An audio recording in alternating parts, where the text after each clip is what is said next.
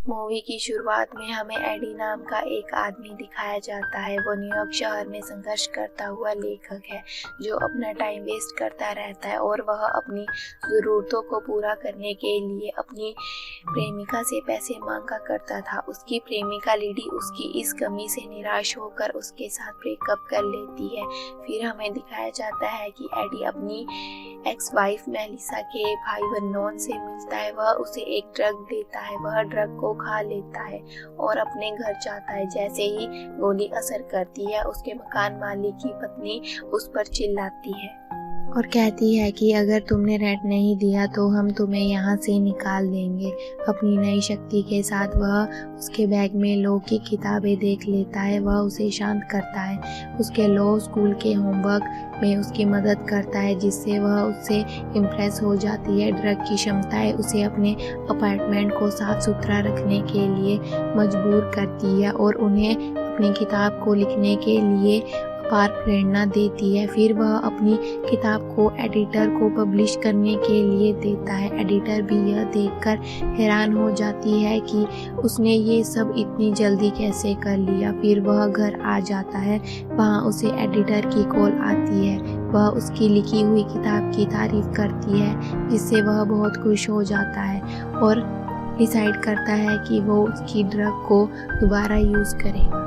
इसके तुरंत बाद वह वर्नोन के पास वही ड्रग लेने जाता है, लेकिन जब वह वहां पहुंचता है तो देखता है कि किसी व्यक्ति द्वारा वर्नोन की हत्या कर दी गई है। यह देखकर वो हैरान हो जाता है। फिर एडी वर्नोन के घर में उसी ड्रग को ढूंढने लग जाता है और उसे वहां काफ़ी सारी ड्रग्स मिल जाती हैं। फिर वह अपने घर आ जाता है और उसी ड्रग को ले लेता है।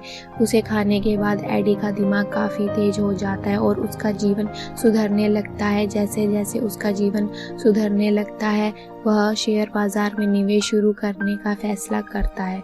वह उसके लिए एक आदमी के पास लोन लेने जाता है।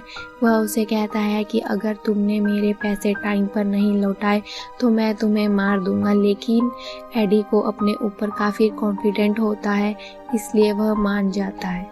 वह एक ब्रोकरेज फर्म में काम पर रखा जाता है और लिडी के साथ अपने रिश्ते को फिर से शुरू करता है। उनकी सफलता के कारण फाइनेंस टाइकून कॉल वान लून के साथ एक बैठक होती है, जो हांक एडवुड की कंपनी के साथ विलय पर सलाह लेने के लिए उनका परीक्षण करते हैं। वह वहां जाता है, पर इस बार वो अपनी ड्रग नहीं लेकर जाता, जिस वजह से बैठक के बाद एडी को ड्रग न लेने की वजह से उसकी बातों पर ज़्यादा ध्यान नहीं देता, जिससे वह नोटिस कर लेता है। एडी एक समाचार प्रसारण देखता है कि उसके होटल के कमरे में एक महिला की हत्या कर दी गई है। एडी उस महिला को जानता था, लेकिन उसे कुछ याद नहीं आ रहा था। अचानक बैठक छोड़ देता है और बाहर आ जाता है, जहां उसकी तबीयत खराब हो जाती है। वह अपने घर वापस आ जाता है। घर आकर उसे एक कॉल आती है और एडी को पता चलता है कि ड्रग लेने वाला हर व्यक्ति या तो अस्पताल में भर्ती है या मर चुका है। फिर वह रास्ते में जा रहा होता है और तभी वहां उसे वही आदमी मिलता है जिससे उसने लोन लिया था। वह उसे मारता है और कहता है कि मेरे पैसे वापस करे। लड़ते लड़ते उसे एडी से वो ड्रग मिलती है, जिससे वो खा जाता है।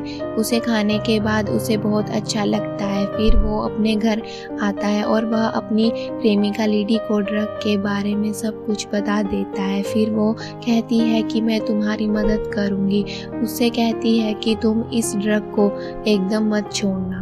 वह उसके लिए ड्रग्स लेने जाती है, जहां वह देखती है कि क्रच कोट पहने एक व्यक्ति उसका पीछा कर रहा था।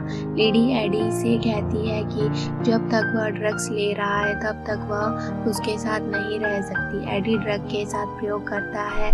तभी हम उसी आदमी को देखते हैं जिससे एडी ने लोन लिया था। वह उससे ड्रग्स लेने आता है। एडी उसको मजबूरी में ड्रग्स दे देता है। एडी अपनी सेफ्टी के लिए 2 बॉडीगार्ड्स रख लेता है और इसी के साथ एडी एक डॉक्टर की हेल्प से ड्रग के साइड इफेक्ट को कंट्रोल करना भी सीख गया था। उसके बाद एक पुलिस वाला एडी से मिलने आता है। उसे वर्नोन के मर्डर का एडी पर शक था, जिसके लिए एडी एक लॉयर हायर करता है, जो कि उसके फिलहाल के लिए छुड़ा लेता है। दूसरे तरफ एडी बिजनेस मीटिंग में दिखाया जाता है जहां कोल एडवुड के साथ मीटिंग कर रहा होता है।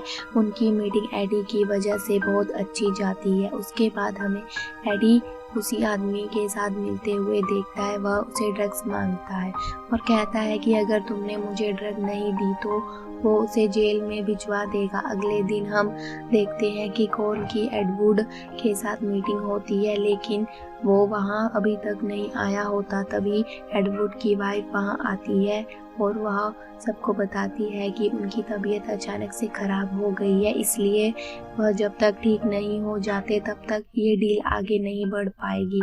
उसके बाद हमें एडी को पुलिस स्टेशन में देखते हैं जहां उसका वकील एडी को बताता है कि अब उसके ऊपर से सारे चार्जेस हट चुके हैं और वह बेकसूर प्रूफ हो चुका है। एडी वापसी में प्रवेश करता है और न्यूज़ में दिखाया जाता है कि एडवुड कोमा में चला गया है। जब वैन लून उसके एडवुड के कोमा के बारे में सवाल करता है, उसके बाद एडी को एक पार्सल प्राप्त होता है जिससे उसके बॉडीगार्ड्स के कटे हुए हाथ पाए जाते हैं। फिर वह अपने अपार्टमेंट में जाता है जहां वह देखता है कि उसके दुश्मन उसे मारने के लिए उसके घर पर आ जाते हैं। वह जल्दी से ड्रग ढूंढने लगता है। वह ड्रग को खाने ही वाला होता है, लेकिन उसके साथ से वह ड्रग गिर जाती है और वो आदमी उस ड्रग को अपने बॉडी में इंजेक्ट कर लेता है और वह एक चाकू उठाकर एडी को मारने की कोशिश करता है, लेकिन एडी हिम्मत करके उसी को मार देता है और उसका खून निकलने लगता है। एडी तब रक्त में ड्रग को निगलने के लिए उसके रक्त का सेवन करता है। यह एडी को बार फिर से मानसिक क्षमता देता है और वह शेष बचे गुंडे को मार देता है। उसके बाद हमें एडवुड को दिखाया जाता है जो कि अब मर चुका होता है। उसके बाद वह ट्रेंच कोट वाले व्यक्ति से मिलता है, यह अनुमान लगाते हुए कि एडवुड ने उस व्यक्ति को और अधिक ड्रग का पता लगाने के लिए नियुक्त किया था। एक बार जब एडवुड की मृत्यु हो जाती है तो दोनों उसके वकील के अपार्टमेंट से एडी के छिपे हुए ड्रग दोबारा पा लेता है। फिर हमें एक साल बाद का सीन दिखाया जाता है। एडी ने अपनी संपत्ति बरकरार रखी और उसने एक पुस्तक प्रकाशित की है और वह अब गवर्नर के लिए काम करने लग गया है। तभी उसे वैन लून मिलने आता है जहां वह उसे बताता है कि उसने स्टॉक मार्केटिंग छोड़ दी थी और अब उसने एक कंपनी बना ली है जिसमें वह ड्रग्स बनाते हैं और अब उससे एक ड्रग के बारे में भी पता चल गया है जो इंसानों का दिमाग तेज कर देती है। वही ड्रग जिसको तुम भी इस्तेमाल करते थे या अभी भी करते होंगे। वह उससे कहता है कि अगर वो उसके लिए काम करेगा तो एडी को बहुत सारे ड्रग्स देगा, लेकिन एडी उसके ऑफर को मना कर देता है, जिस पर लून उसे कहता है कि तुम बहुत गलत कर रहे हो क्योंकि अब हमारे अलावा उस ड्रग को कोई नहीं बनाता। अगर तुम ये ऑफर रिजेक्ट करोगे तो तुम्हें वो ड्रग कहीं से नहीं मिलेगी। तभी एडी उसे बताता है कि अब उसने ड्रग के साइड इफ़ेक्ट को कंट्रोल कर लिया है, अब वो उस ड्रग पर डिपेंड नहीं रहता। एडी की ड्रग रिसर्च पर उसकी पहले की ली हुई ड्रग का असर एडी पर हमेशा रहेगा और इसलिए एडी का माइंड उस ड्रग को लिए बिना ही उसका दिमाग हमेशा काम करेगा। जिसके बाद वह आदमी उससे कहता है कि वह उसे नहीं छोड़ेगा और उसका दुश्मन बना रहेगा, जिस पर एडी कहता है कि उसे कोई फर्क नहीं पड़ता, तुम जितनी भी कोशिश कर लो मैं हमेशा तुमसे आगे ही रहूँगा। और यहीं पर मूवी एंड हो जाती है। Thanks for watching.